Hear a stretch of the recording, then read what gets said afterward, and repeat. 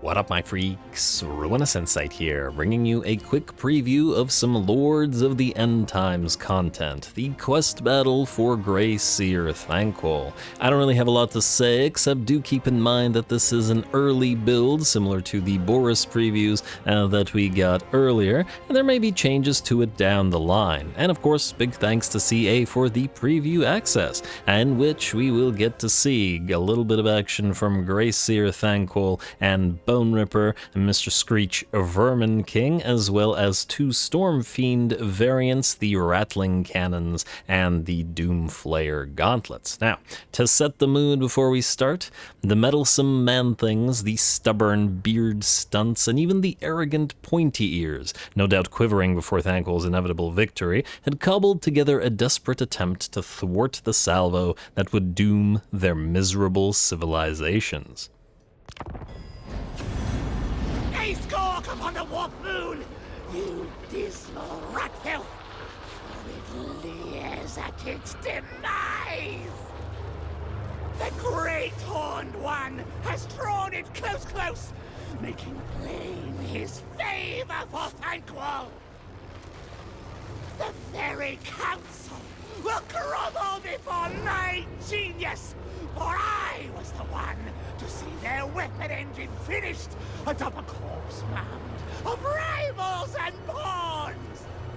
Too late now. The surface dwellers scramble to deny my triumph. Keep them away from my engine, you pathetic flea dregs. No one shall keep me from gnawing on the warp moon's carcass there. Come, fool meat. Flock closer together. Make an easier target for the hail of fiery doom!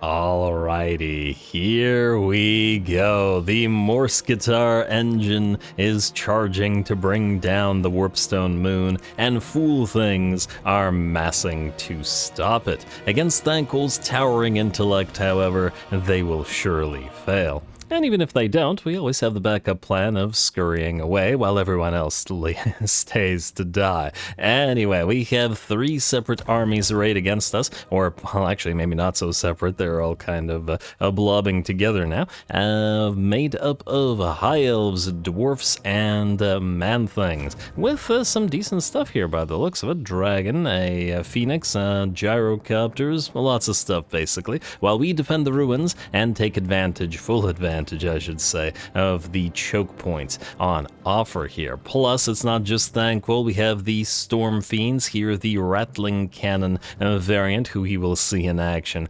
very shortly. The little vestigial rats on their backs that provide them with brain power. Fantastic. And then we got the other Stormfiends, the ones with the Doomflayer Gauntlets, which are the sort of melee infantry mincing variant, and Skreech Verminking here as well, demonic leader of the Council of 13, effectively the Horned Rat's main representative, and I would imagine he's gonna do a lot of damage. Anyway, let us begin by firing off a few of those Rattling Cannon blasts at the enemy. The Phoenix does use some cover, but not for long by the looks of it.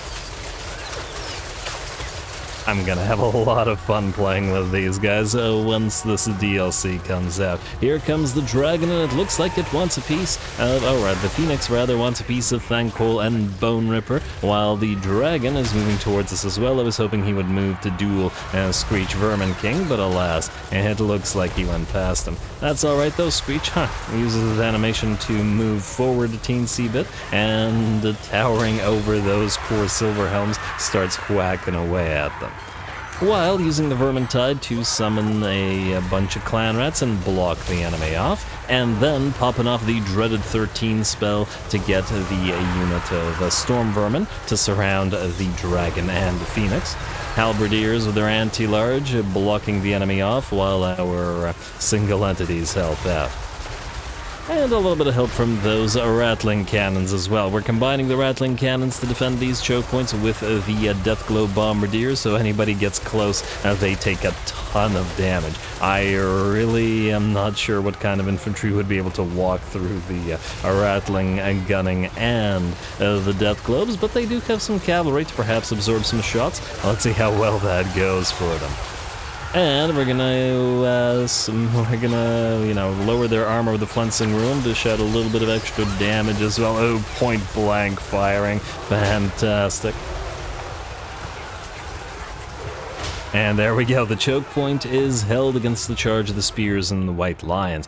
Things are proceeding in a similar fashion over on the left and right flank. Can't look everywhere, unfortunately, but on the left flank we have a pile of the Stormfiends, the melee variant, and the Doomflayer Gauntlets with 171 weapon strength and solid tankiness are mincing those poor Empire infantrymen without issue.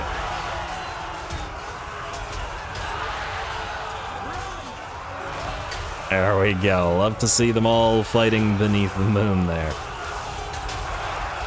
Alright, and it looks like the flanking attack from the Empire has pretty much failed. There is still a steam tank around, but there isn't too much left. The dwarfs are doing a little bit better, especially with those gyrocopters irritating us and being so difficult to knock down. But keep in mind, this is one of those quest battles where you are able to get reinforcements, and slowly but surely, we're filling our ranks with more Stormfiends, in addition to Warplog Jezzails and Warp Lightning Cannons, and really anything ranged that can bring the enemy flyers down. And frankly, the dwarves aren't having a particularly good time against the melee Stormfiends either, by the looks of it. Certainly them combined with the Storm Vermin are a pretty darn nasty combination to properly hold the choke point. Perhaps not to the dwarfen level, but still very strong, I'm sure. Love it. Look at all those rattling cannons. We got 3 of them on the field now, and a 4th to join the fray soon, to be sure.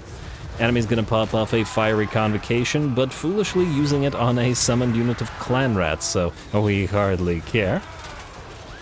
And, poor little Thane attempted to rush the Stormfiends only to effectively get gunned down. And keep in mind, we do have suppression on those Stormfiends, so those rattling cannons will slow the enemy down by 30%, and giving us a longer time to hit the enemy with artillery, death globes, and poison wind fire as well. And of course, Boneripper spewing off some flames here. Thanquol's up to 201 kills, and he has not used a single damage spell at all in this battle as yet, and just relying on Boneripper's Flamer. Or Warp Fire Thrower, I should say.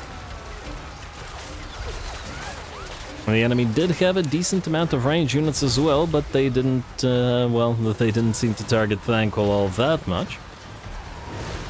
Although we can heal him and Skreech and everybody up as needed. Alright, it looks like the first wave has been seen off, but the objectives here are to wait until the Morsketar engine charges, and that's going to take a fair bit longer, so it looks like more reinforcements are very much on the way. It's a pretty nice shot though, I gotta admit. Pretty neat looking map. Love it. Anyway, let's see what we got. Still milling around. There is still that steam tank, and no, there's an Archlector over here. I suppose we could send either Skreech or one of the other single entities to bring him down, although slowly but surely the units of Plague Monks will lower that HP to nothing. Ooh, and it looks like that Thane has returned, though for how long also remains to be seen. Thanquol's gonna take, or Boneripper rather, is going to take a few hits from some enemy Thunderers. And tries to hit them back with its Flamers, but ooh, does he get staggered by our own Rattling Cannons? Gotta pay attention to that. Or is it just the enemy staggering him? I suppose it doesn't matter over much, because that is way too many bullets flying at the enemy, and there's another fiery convocation. The AI really doesn't like those summoned clan rats from that Vermintide. And it looks like some more reinforcements have made their way onto the battlefield from every single one of these armies. Lovely, but I do imagine that does mean the Morsketar engine is getting a teensy bit closer to being fired. Rattling cannon bullets are filling the air, and the enemy is attempting to survive the bullet rain. Of course, the rats gun their own down on occasion, taking apart another of their Stormfiend brethren. You'd think that extra brain power would be enough to not do that, but on the other hand, these are Skaven we're talking about, so if anything, extra rat power may mean more opportunity for betrayal, and not less. Enemy has absolutely failed to breach the ruins so far. Even with the additional reinforcements. And I don't imagine that's all we've got here. No! No! No! How could it be that the scaly pests are here in such terrible droves? They breed nest half a world away. And why did my engine stop charging? The Toad Priest is tampering with it. Somehow. Kill him! Kill him! Alright, looks like we do have reinforcements, and it's the Lizardmen. This time, Saurus Old Blood on Carnosaur, we got Croxagores, we've got Saurus Warriors, and Feral Basties, and Temple Guard. In fact, lots of lizards coming in. Rats don't play fair, however, and the big blob will immediately get hit by the Crack's Call spell, as we do about 25-30% HP damage to a decent portion of the blob. Ooh, I like how they made the the slant set up on this little hill here overlooking the battlefield and perhaps getting a nice vantage point to cast its spells. Hey, don't look at the camera, it freaks me out, man. Anyway, the balance of power doesn't exist. Okay, usually I'm updating that balance of power constantly, but not this particular case.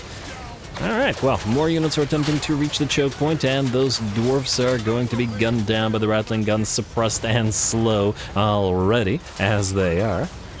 This is not a good place to run it. Ooh, the warp lightning cannons are now helping out, and if they get even a teensy bit closer, they're gonna start taking hits from the death globes as well. There we go.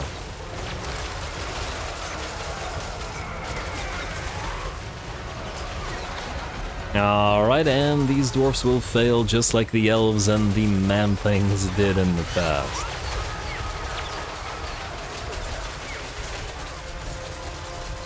And I'm just listening to the sound of the rattling cannons firing, similar to listening to the rattling guns. It's just great to hear it. Although I do miss the sort of rattling gun-like laughter from the rattling gunners, but it'll be fantastic to combine them with the rattling cannons, Stormfiends, and armies.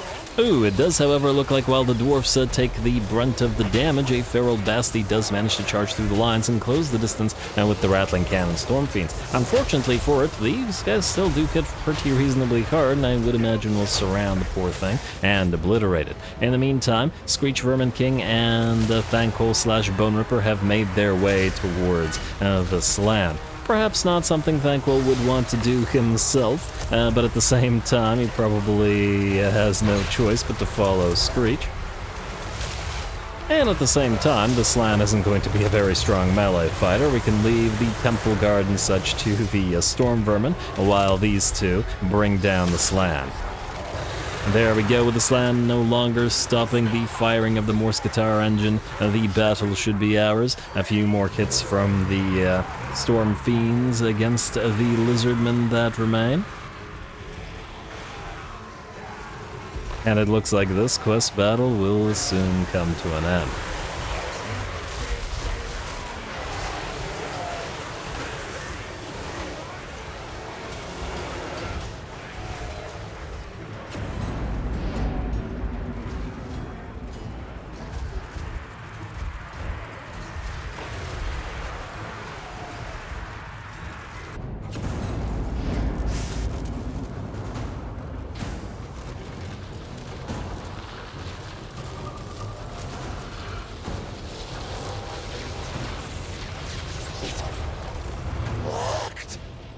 It worked! See? Just as I planned it! Scuttle free, little man things, yes! Let all know that torrent of warp doom marks the reign of Grey Seer Thanquol!